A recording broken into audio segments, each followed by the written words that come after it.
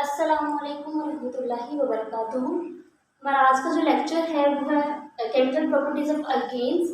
Lecture number 45 hydrocarbon, chapter number 12 हम discuss कर रहे थे।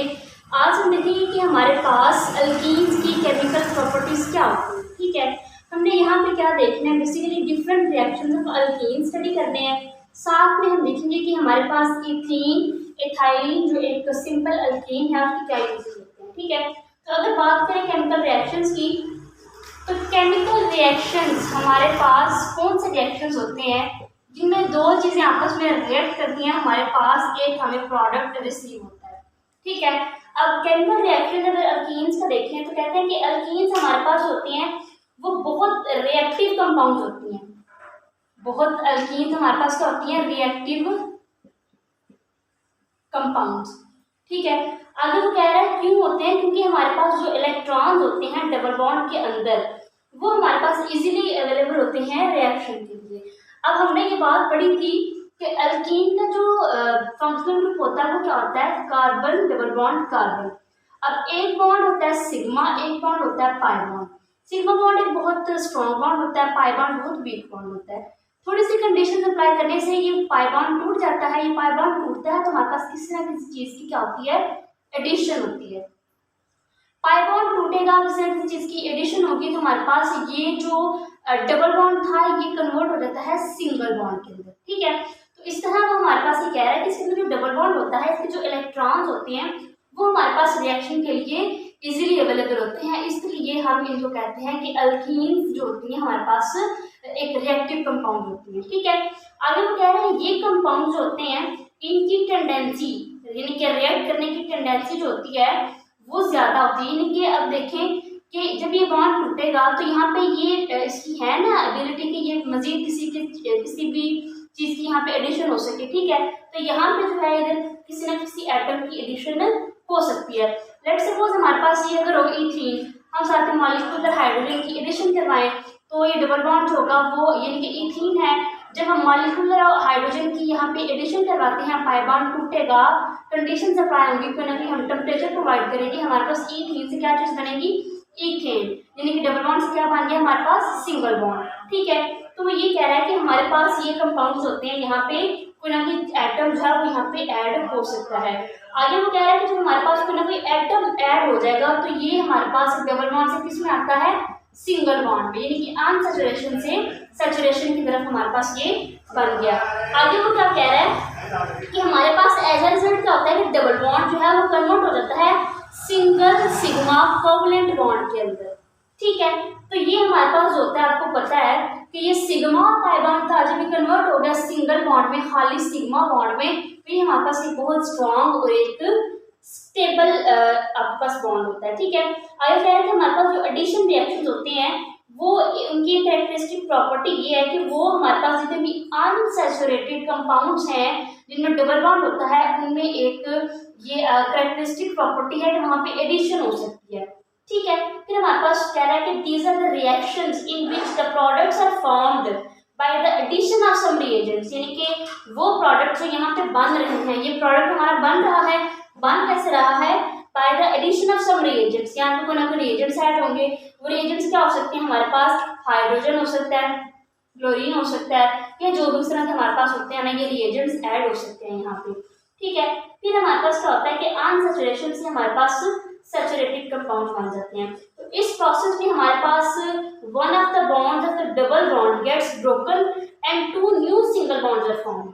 वही बात रिपीट कर रहे हैं कि हमारे पास सिग्मा यानी कि सिग्मा और पाई बॉन्ड डबल बॉन्ड से कन्वर्ट किस में हो रहा होता है, सिंगल सिग्मा कोवलेंट बॉन्ड के अंदर डबल बॉन्ड से जा रहा है सिंगल बॉन्ड में, सिग्मा और पाई से जा रहा है सिग्मा में। सिग्मा एक स्टेबल है, एक हमारे पास स्ट्रॉन्ग बॉन्ड होता है। ठीक है, तो ये थोड़ा सा इंट्रोडक्शन था हमारे पास कि केमिकल रिएक्शंस हमारे पास अल्कीन्स के क्या होते हैं। ठीक है, अब बात करते हैं अपने केमिकल रिएक्शंस की। हमारे पास बेसिक 4 किस्म के रिएक्शंस होते हैं। बेसिक 4 रिएक्शंस में जो पहला है वो क्या है, हाइड्रोजनेशन ऑफ अल्कीन्स।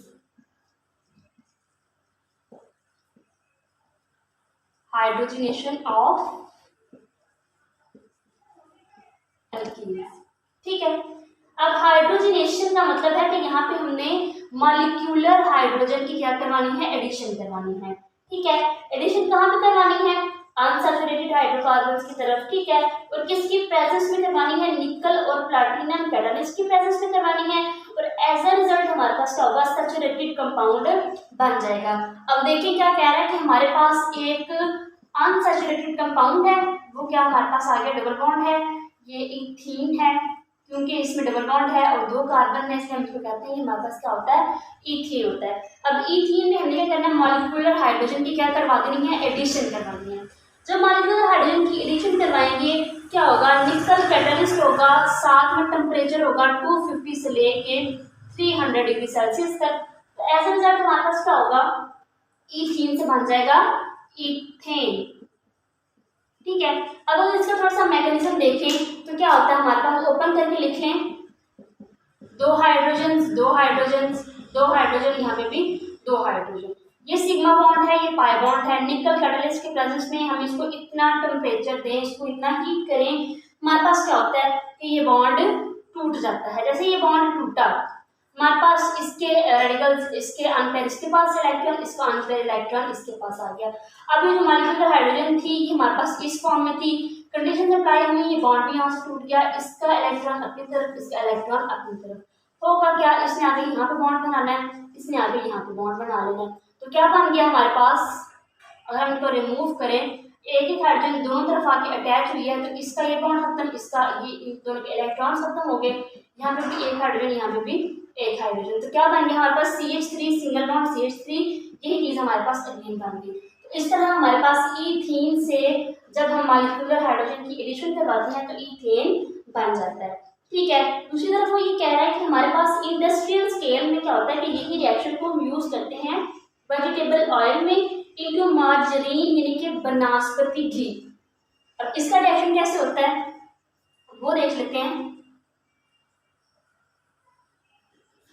कह रहा है कि हमारे पास ऑयल जो है ये जब मॉलिक्यूलर हाइड्रोजन के साथ रिएक्ट करता है हमारे पास क्या बनता है, मार्जरीन, यानी कि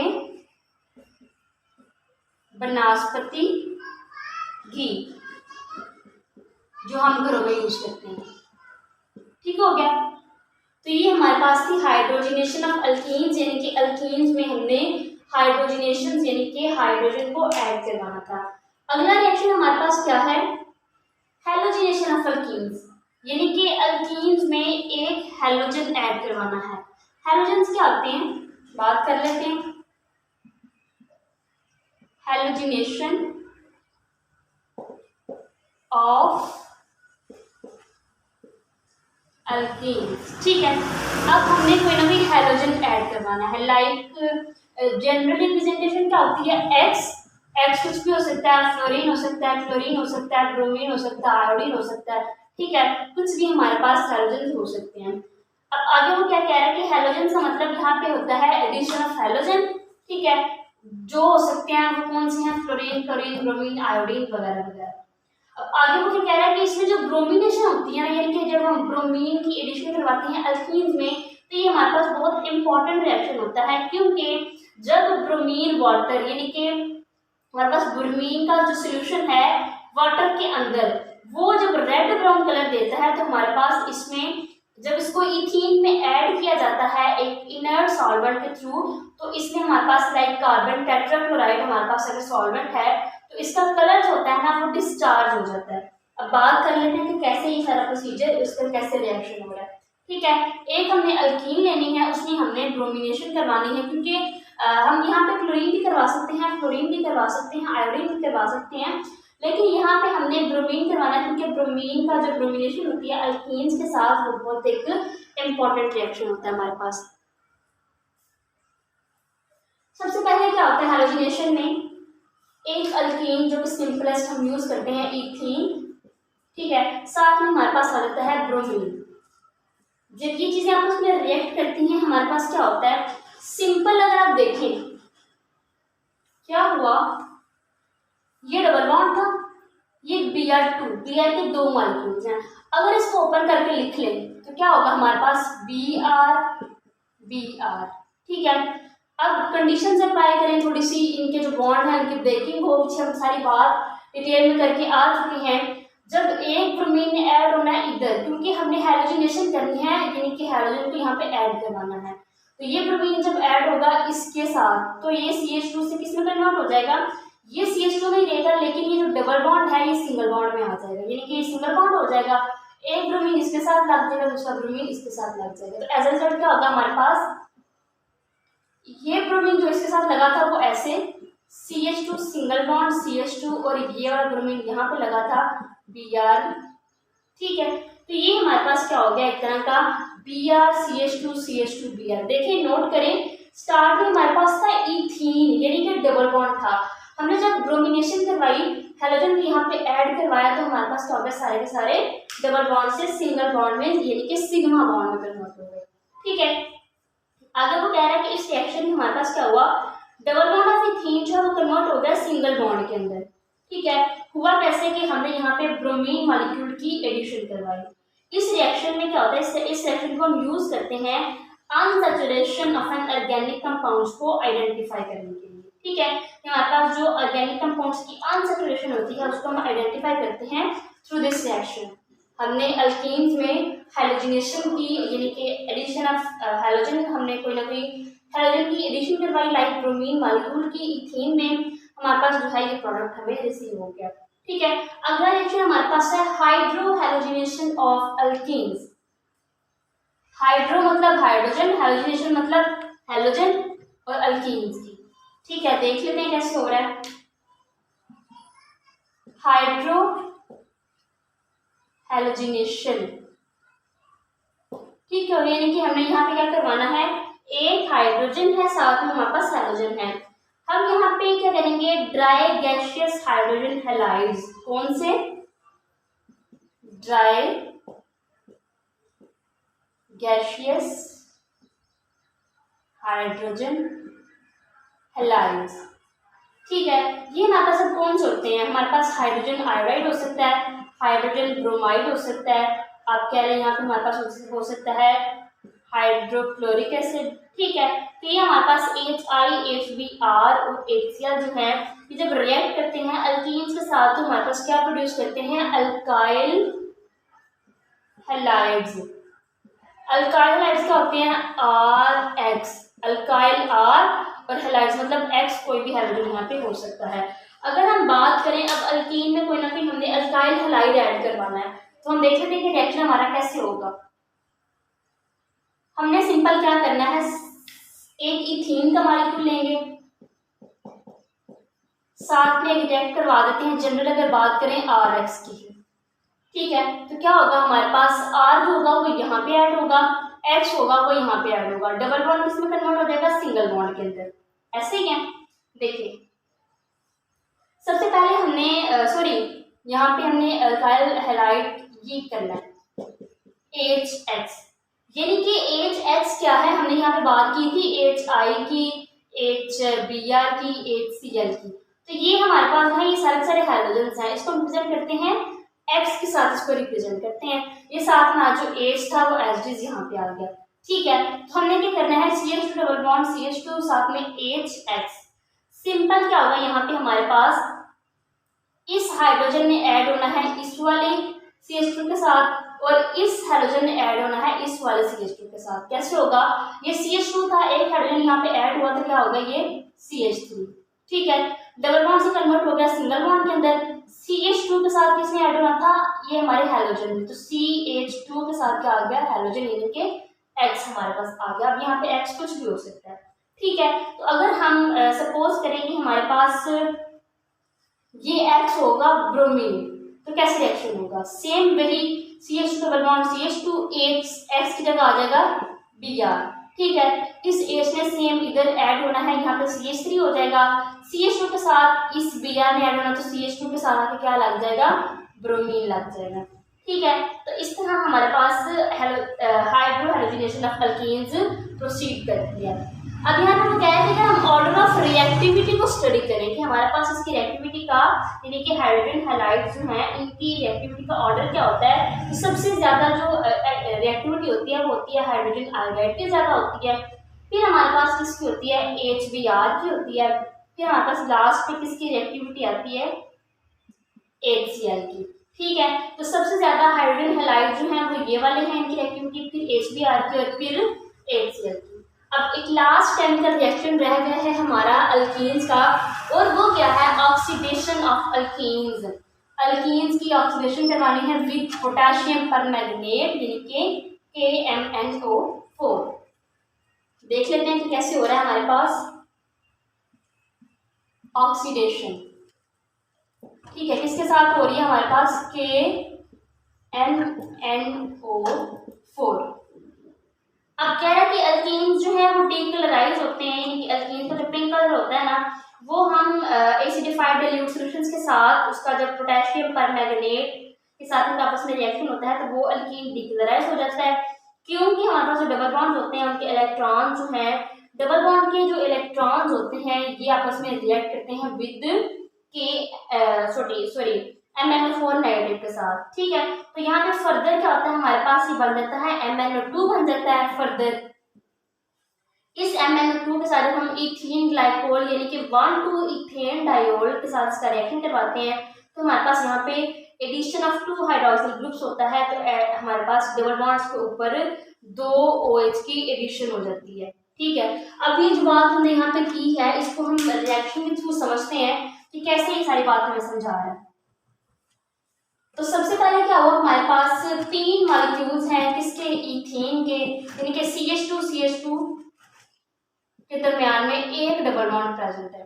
ठीक है, अब हमारे पास साथ में 2 पोटेशियम परमैंगनेट MnO4 होगा क्या, यहाँ पे साथ में 4 वाटर के मॉलिक्यूल्स भी मौजूद हैं। अब देखते हैं यहाँ पे क्या बनता है। सबसे पहले हमारे पास क्या होता है कि 2 KOH के मॉलिक्यूल्स यहाँ से निकलने होते हैं। अब वो कैसे निकलते हैं, 2 हमारे पास किसके मॉलिक्यूल निकलने हैं, इधर सॉरी लिखना है 2 KMnO4।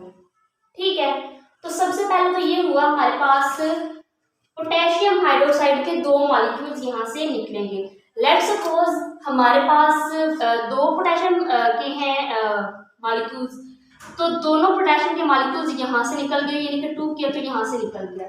ठीक है, यहाँ से K वाली चीज खत्म हो गई, क्या रह गया बाकी 2MnO4। यहाँ पे 4 वाटर के मॉलिक्यूल्स थे, यहाँ से हमारे पास क्या निकला, 2 OH भी निकल गई। ठीक है, तो क्या हो गया हमारे पास, ये बन गया 2KOH। ठीक है, हम अगर इसका मैकेनिज्म भी साथ साथ देखें तो हमारे पास यहाँ से पोटेशियम खत्म हो गया, यहाँ से हमारे पास 2 OH के मॉलिक्यूल्स भी निकल गए। मजीद यहाँ पे 2 OH के मॉलिक्यूल्स और हैं, साथ में 4 हाइड्रोजन भी मौजूद हैं। ठीक है, तो यहाँ पे जो मजीद 2 OH के मॉलिक्यूल्स हैं उनकी हम एडिशन कहाँ पे करवाते हैं, सिंपल दोनों के दोनों जो OH होते हैं ना उनको हम ला के अटैच कर देते हैं। जो हमारे पास इथीन था इसके साथ आके एक OH भी लग जाता है और दूसरा OH भी अटैच हो जाता है। ठीक है, फिर हमारे पास क्या बच गया, अब हमारे पास क्या रह गया 2MnO2। ठीक है, तो यहाँ पे हमारे पास थर्ड प्रोडक्ट क्या हुआ 2MnO2, साथ में 2 हमारे पास पोटेशियम हाइड्रोक्साइड के मॉलिक्यूल्स भी बन गए। ठीक हो गया, तो ये रिएक्शन जो होता है इसको यूज करते हैं to test the unsaturation in an organic compound. किसी भी ऑर्गेनिक कंपाउंड की अनसैचुरेशन को टेस्ट करने के लिए हम इस रिएक्शन को यूज करते हैं।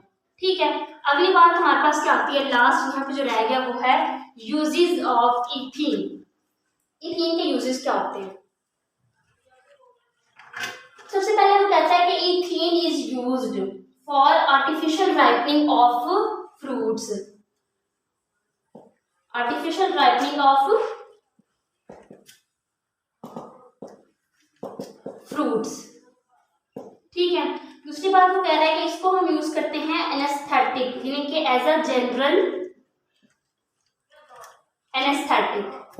ठीक है, यानी कि हम इसकी मैन्युफैक्चरिंग भी कर सकते हैं, किसकी मैन्युफैक्चरिंग, पॉलीथीन की।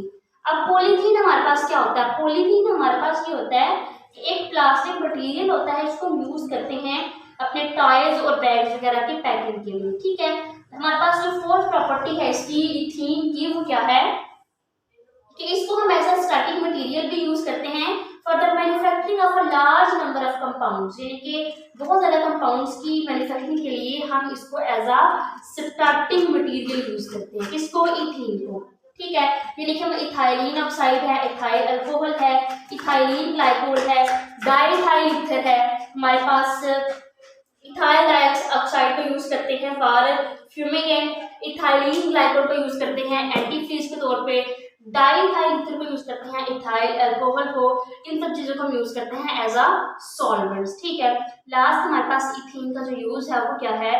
For making poisonous mustard gas. क्या? Poisonous mustard gas.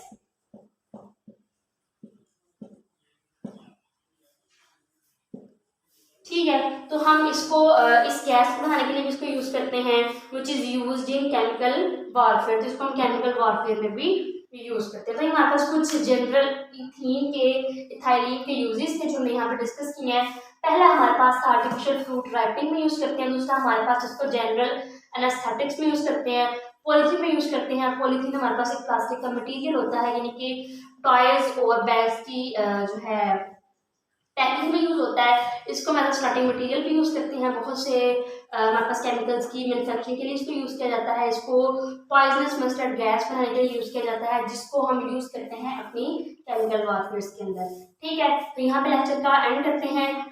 हम अगले चैप्टर में, अगले लेक्चर में डिस्कस करेंगे हमारे पास अल्काइंस क्या होते हैं, अल्काइंस के प्रिपरेशन मेथड्स क्या होते हैं, उनकी फिजिकल प्रॉपर्टीज को और उनके केमिकल रिएक्शंस को। तो हमने अल्कीन्स का कंप्लीट टॉपिक अपने कवर कर लिया है। हमने क्या पढ़ा?